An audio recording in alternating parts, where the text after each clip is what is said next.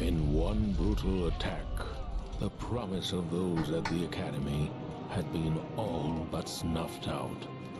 Hope disappeared with the Waterdavian creatures, and the weight of the terrible sickness pressed down on the city once more. Even more chilling, the whispered rumors of enemies seeking to destroy Neverwinter from within had proved true, though the identity of those responsible for the slaughter was as yet unknown. Still, a flicker of hope yet remained, for not all had died in the attack. From the bloody carnage at the Academy, a survivor had stepped forward, a champion to carry the torch in this darkest hour. Hooray!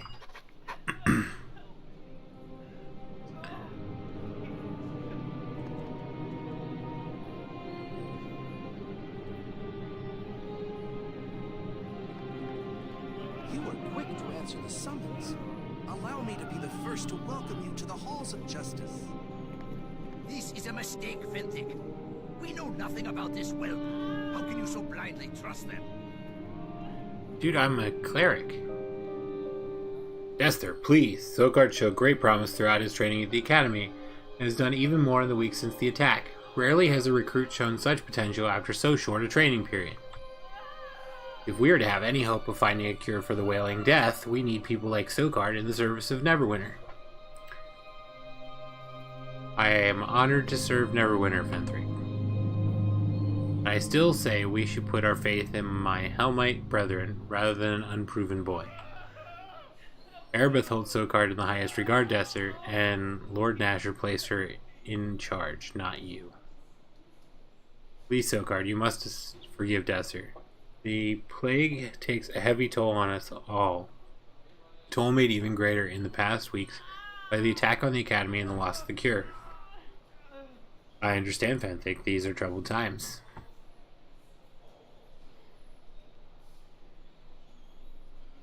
You speak more truth than you know, Sokard. Within the Academy walls, the true horror of the Wailing Death had yet to be felt. The quarantine of Neverwinter has done little to halt the spread of the Wailing Death.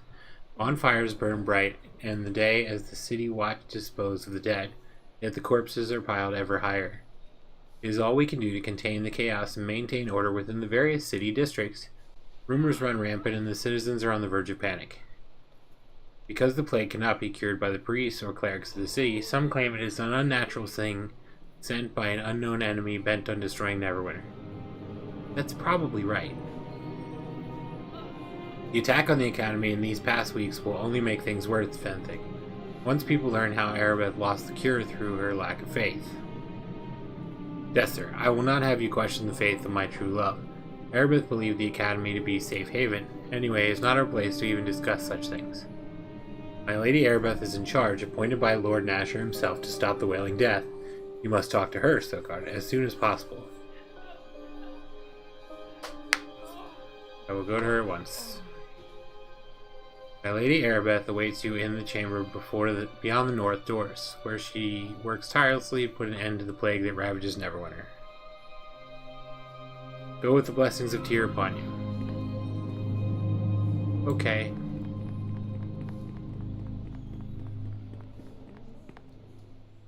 I greet you. What do you want? Be quick about it. Can't you see I'm busy here? Gotta ask you some questions. Make it quick. My time is better spent easing the suffering of my patients. What can you tell me about the plague? Much as most, less than some, I suppose. I have seen my share of the dead and dying since I started to work here attending the sick.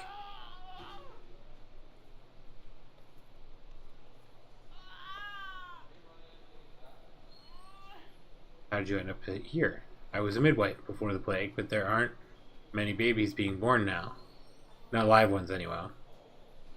I heard Castle never needed nurses to tend their sick and dying, so I came. Aren't you afraid of contracting the plague yourself?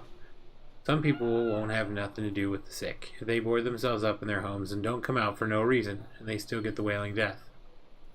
The Hellmites don't catch it from helping the sick, so why should I? The plague takes who it wants, when it wants.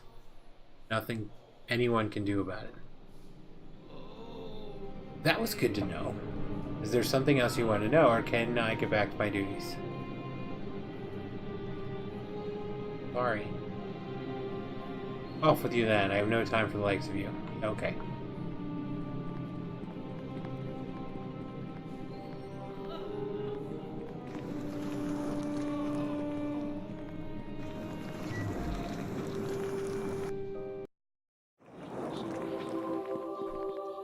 Welcome to you. I regret I did not get a chance to introduce myself properly to you while you were training at the Academy. I am Lady Erebeth de Tilmarand, Paladin in the service of Tyr, and the right hand of Nasha Alagondar, Lord of Neverwinter. I have been waiting for you. I have been following your progress since your early training at the Academy. Neverwinter has need of one like you if we are to survive the Wailing Death. The attack on the Academy doused the one faint spark of hope the city had. I need you to help recover that which we have lost. It will be an honor to I serve knew you. I could count on you. There are many rumors about the plague, but if you are to aid me in this, it is important you know the truth about the Wailing Death.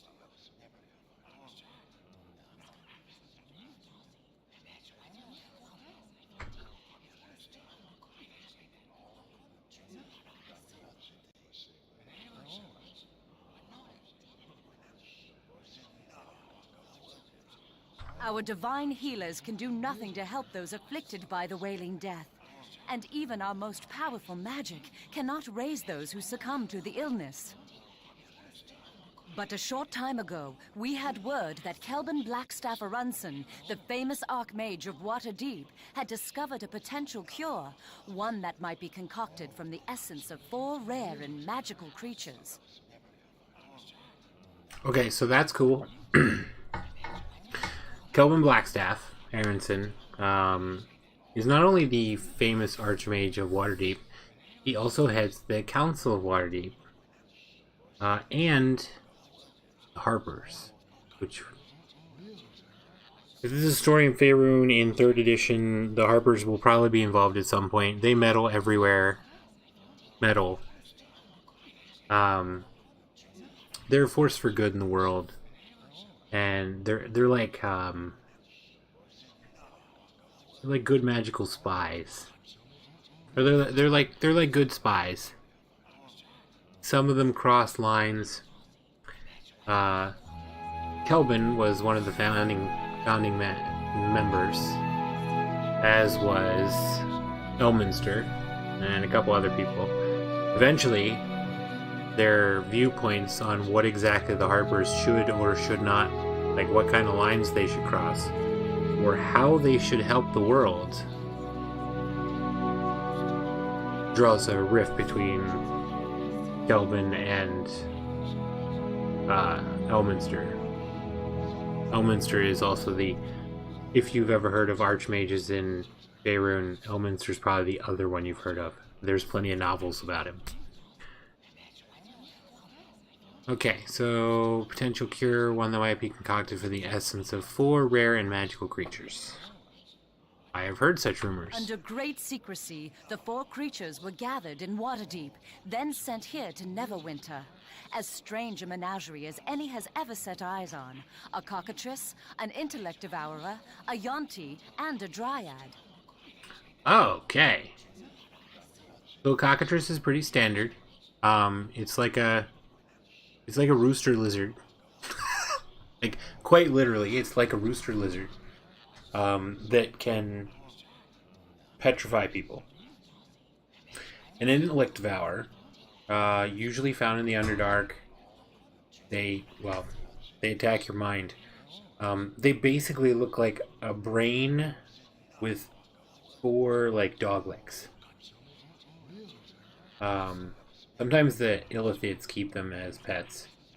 Illithid is Mind Flayer. Basically, they're octopus-headed things that have a lot of psionic powers. They're really creepy unless you get really close to them with a weapon. Yuan Ti are snake people. an entire background and society about them. But for now, we'll leave it at they're snake people. And dryads are fae creatures. They're tied to a tree usually. I ordered them sent to the Academy, Neverwinter's renowned training institution for adventurers of every ilk.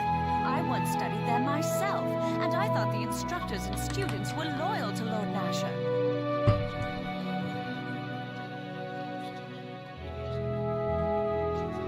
So you think someone within the Academy betrayed you? The Academy may have been betrayed from within, or perhaps I simply put too much faith in the instructors, students, and staff to keep this new secret, as Desta claims. You were there. You saw the slaughter. The attack caught us unprepared. You are one of only a handful of survivors from the carnage of the Academy. Fenthic and Desta arrived with reinforcements, but during the confusion of battle, the Waterdavian creatures disappeared into the streets of Neverwinter, and our hopes of a cure vanished with them.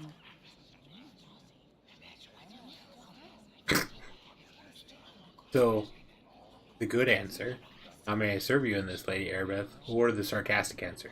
Let me guess. You want me to go get those creatures back? How may I serve you? Your task in this is twofold. First, find the Waterdavian creatures and bring them back to me, at any cost. We need to harvest components from these creatures if we are to concoct a cure for the Wailing Death. This is your most important duty. Second, we must discover who was behind the attack on the Academy. Any evidence you uncover in this matter should be brought to Fenthic. He is the one assigned the task of unmasking our hidden enemy. Why did you choose me for this? You proved yourself during the attack on the Academy. Your bravery and skill are obvious, and I know you are not in league with those who seek to destroy Neverwinter. How do you know that? The City Watch can do little to help in this search. Their numbers are barely enough to keep order in the streets of Neverwinter. Others, like Fenthic or myself, have duties that require we stay here. I didn't realize their heads actually bobble.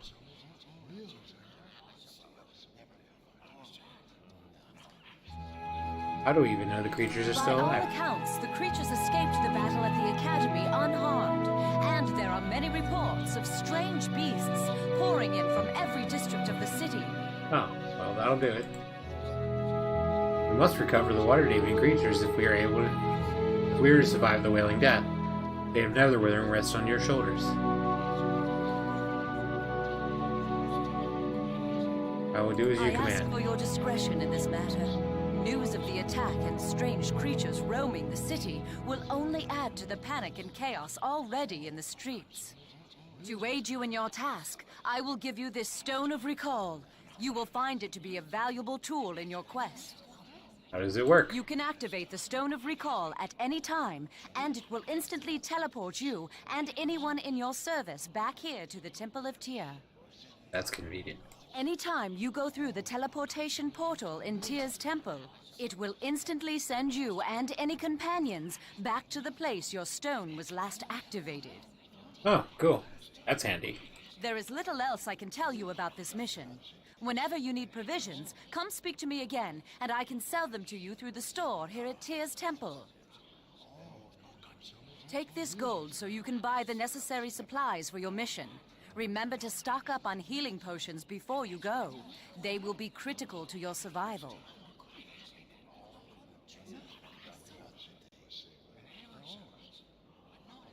It would be nice to know a little more about the lady I'm working for. I am not one to boast of my accomplishments. Suffice to say that I am a paladin of Tyr, and I am honored Lord Nasher has placed me in charge of finding a cure for the Wailing Death. Is there anything else? What do you think of I Dester? think the Hellmite is arrogant, sanctimonious, self-righteous, and holier than thou. Forgive me for being so blunt, but Dester and I do not see eye to eye. Well, he's a Hellmite. Dester challenges my every decision on general principle, or so it would seem. He is constantly accusing me of abandoning my faith and not trusting enough in the power of the divine.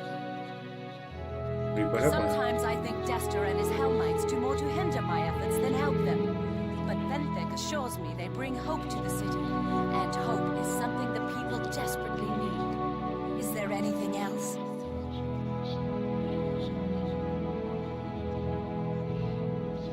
Tell me about It Fenthic. is no secret that Fenthic and I are lovers. Our feelings for each other are only matched by our devotion to Tyr and our loyalty to Neverwinter. Although Lord Nasher has placed me in charge of finding a cure for the plague, I could not do this without Fenthic's help. His faith and conviction are a comfort to me in times of darkness. Is there anything else?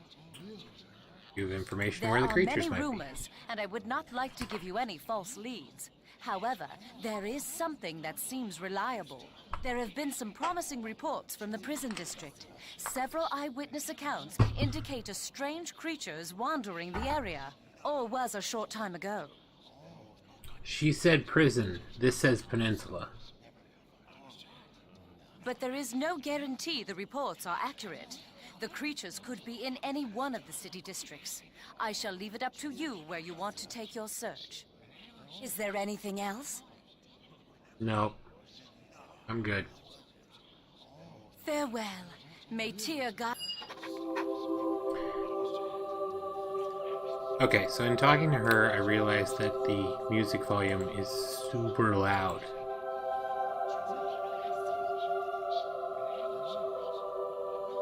And the voices need to be louder. Okay.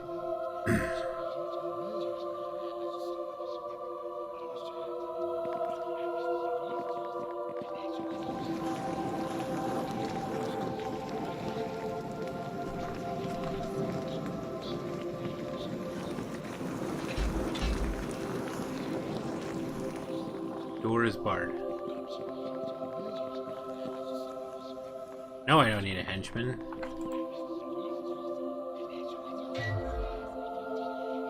Where does this go?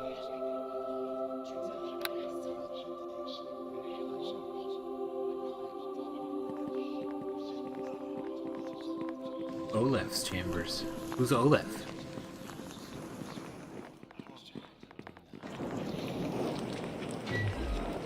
Well, let's find out, because apparently we can go into his chambers. Hello, Olaf. Greetings of the even-handed to you. Welcome to the House of Tyr. Tyr I the am even-handed. Reverend Judge Olaf Uskar, in service of the maimed god.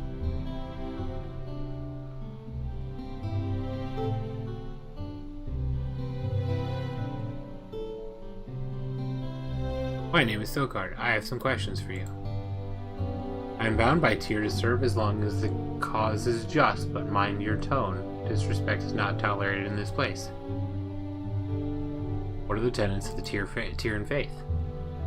The tenets of the faith are for the ears of the faithful. I will not parade them out so you can mock them with your brutish manner.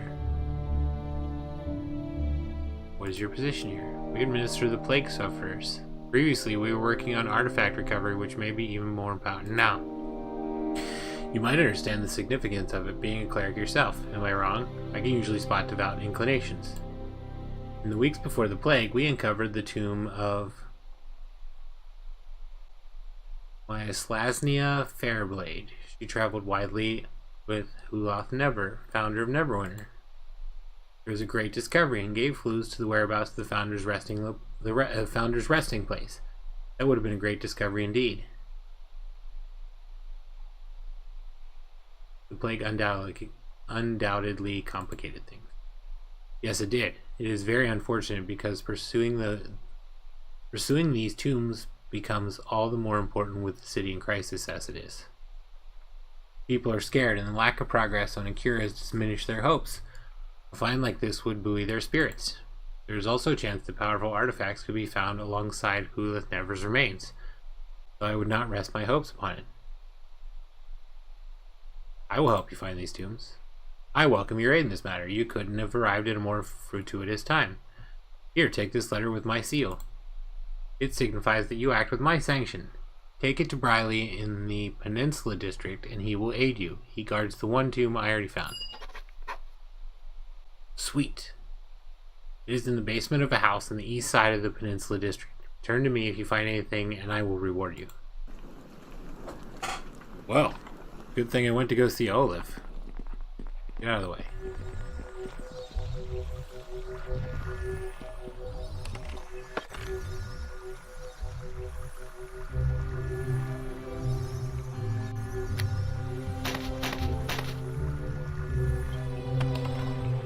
We're taking all the books.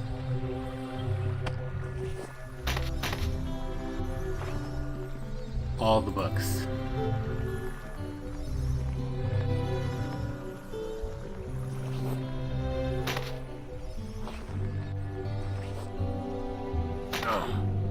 This is too much to carry.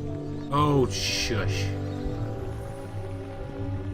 Obviously, I just need higher strength. Keep holding on to those books.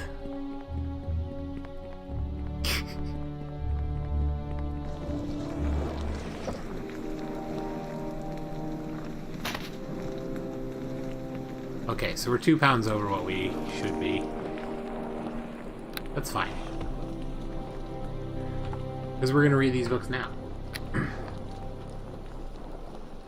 Because I'm sure they're not really worth anything. I'm sure the book itself is not really worth anything. Okay, so that's the Sword Coast book. The Adventures of Grin, Richard, and Wu Wei.